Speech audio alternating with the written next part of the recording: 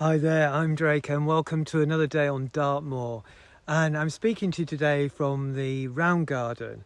And I brought you down here because we've had some storms and they arrived a few days ago. And well, let's just put it this way, they weren't too gentle with our Round Garden. And it's the first year for the Round Garden. And what I'm discovering that this garden created an area where I thought, well, you know, this is quite a sheltered spot.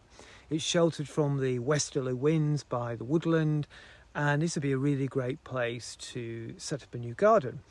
However, what I hadn't banked on was the impact of wind blowing from every direction at once in a given day.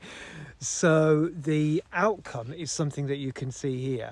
So I'm just going to show you that. This is a whole load of Jerusalem artichokes that were looking absolutely spectacular. And I was so looking forward to enjoying them, enjoying the flowers, and it's not to be.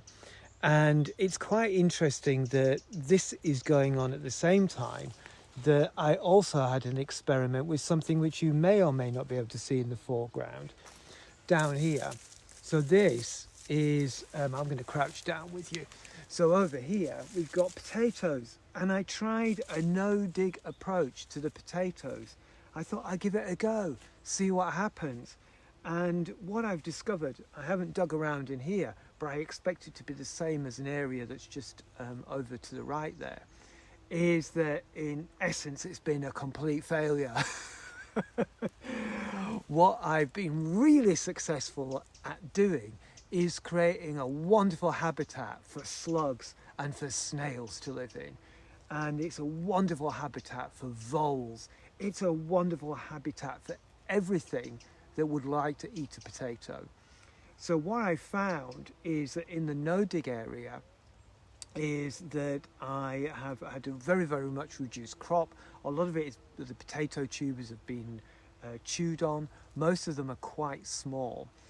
And in the dig area, using the same variety of potatoes, just over to the left here, they have produced big tubers and healthy plants, and I haven't had any problems with anything chewing or nibbling on the tubers. So, you know, it will work for some people. I don't want to put you off going ahead and trying no dig, but sometimes it just doesn't work, and it's fine that it doesn't work. And you know, I was in here yesterday and I was digging around and I was surfacing all these potatoes that had been bitten and chewed. And, you know, and I was just really contemplating yet again how sometimes we get failure in the garden. And I thought, yeah, okay, I've got failure. It hasn't worked. That's fine. At least now I know. I've given it a shot.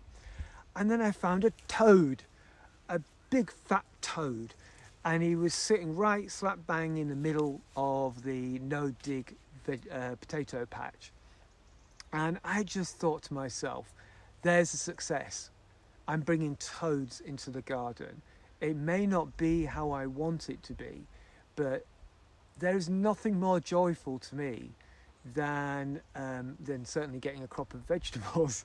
But there's nothing more joyful for me than to see a wild animal living amongst everything that I'm growing.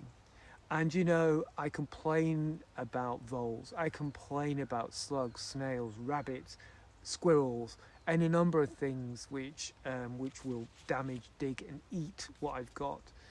But it's all about the balance. And sometimes you need that. Sometimes you need to have these failures. This is a wind failure. But the tubers will be still down there. I can still eat them. And it's a learning experience. And you know, this is one of the joys of growing, is to allow for those things to happen.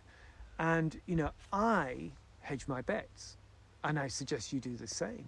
So don't just grow potatoes, for example, in a no-dig plot and don't plant them anywhere else. I've got them in 6 different places, potatoes. I've planted them in the forest, on the edge of the forest. I've planted them in the no-dig. I've planted them in the deep ground here in the round garden, and I've planted them up in my annual border as well, mixed in with a whole load of other wonderful, wonderful flowers. And, just allow for that. Experiment, yes, but make sure you plan for every eventuality that you can think of.